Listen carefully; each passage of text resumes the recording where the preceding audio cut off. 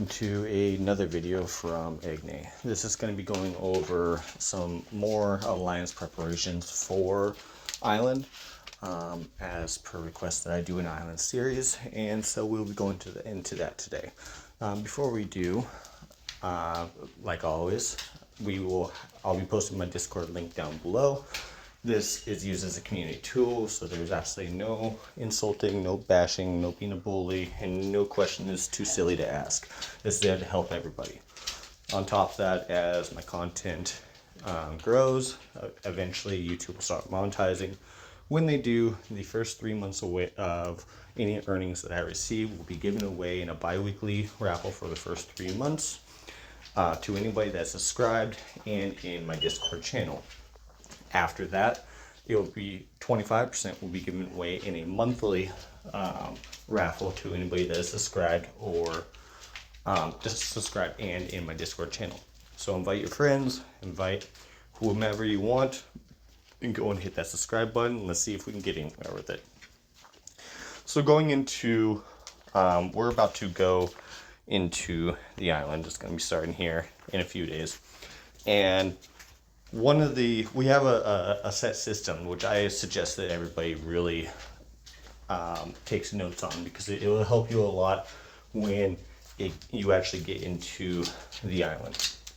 One of the first things we discussed before is like with your power dropping and everything else like that, to get yourself as low as you possibly can for a little better matchmaking. It might not matter so much in the actual island, but the barren island is coming up.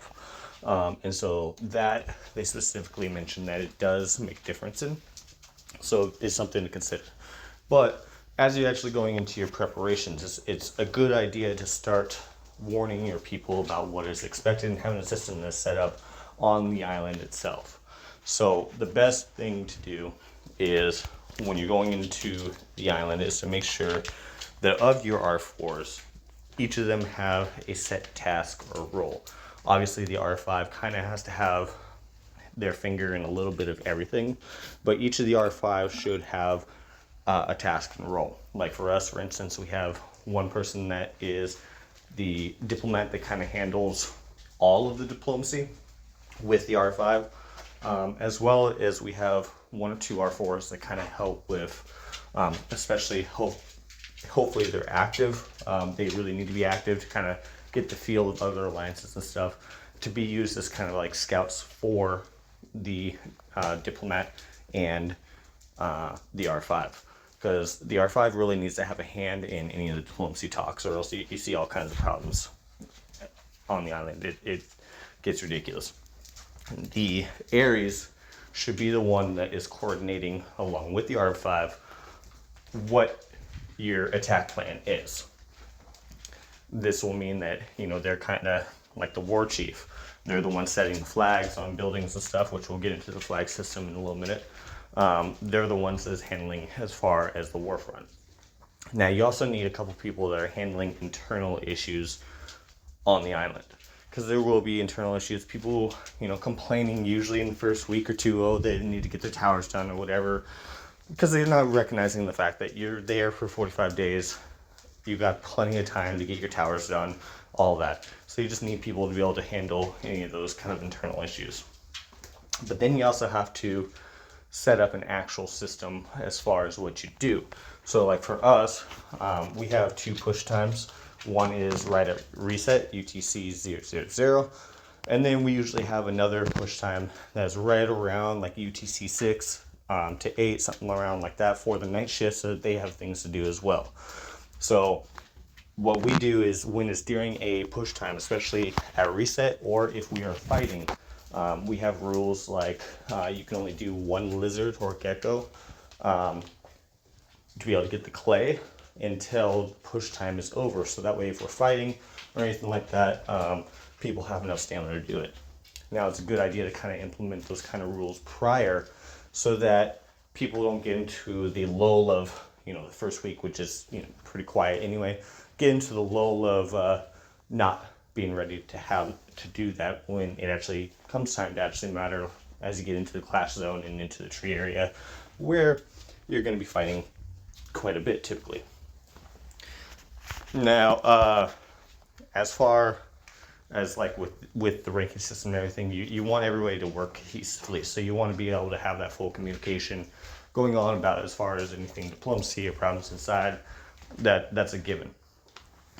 Now what we do is we also set up a flag system, which really helps with anybody, especially if you have a language barrier with your alliance. Our alliance is from all over the world. We have people that speak Spanish. We have some Japanese and Chinese players. We have people that speak Arabic. We got people from Turkey. So we have Germany. We got a nation or a worldwide alliance. So setting up a flag system is very effective when you are on the island. So what we do is, like, the red cross swords mean that you can attack. The warning sign, red sign, means read the tag. It means usually that somebody needs to move, or we're not attacking a building, giving to an ally, something of that nature. The blue flag we have set as meaning only rallies. So setting up that flag system helps, especially if people are like at work or language barriers, to where they can go, okay, I see the flag, I know what to do. Obviously you got like the withdraw flag, etc., which we use for withdraw. Now, after that, you really need to have both on your second crew, your night shift, and your day crew that's working with the R5s have a mapper. Somebody that is placing the alliance towers, is mapping out where the next alliance towers go, etc., so that way you have a clear path and a focus to where you know you are going. That's a very helpful thing, of course. Now we also have rules that are like not jumping ahead of where the next tower is placing, so that they don't get in the way of the tower and then go offline or something like that. Not sitting by the buildings and going offline. Little things like that. Like around the square is 4 rally leads, and then especially if you're not going to be online, you don't want to be, taking a spot that could be potentially used for somebody that's actually going to be active. Some of the other minor rules that we do is like when we go into the island, we don't equip any of the pay-to-win skins or anything like that, because we want to be looking as much as any normal person as anything. We also don't display our stars, so that people can't get a first glimpse of how strong we might be. We also don't apply, if you got T10, like your T10 avatar frame, because we don't want people being targeted out and want to take an actual diplomacy route to kind of see who's going to be the best pair as far as for the alliance. So that's a few little tips that we have. We also have it so any alliance mail that we send out or anything, whether it be ally or enemy, is not to be discussed, because things can happen on the island to where allies are no longer allies.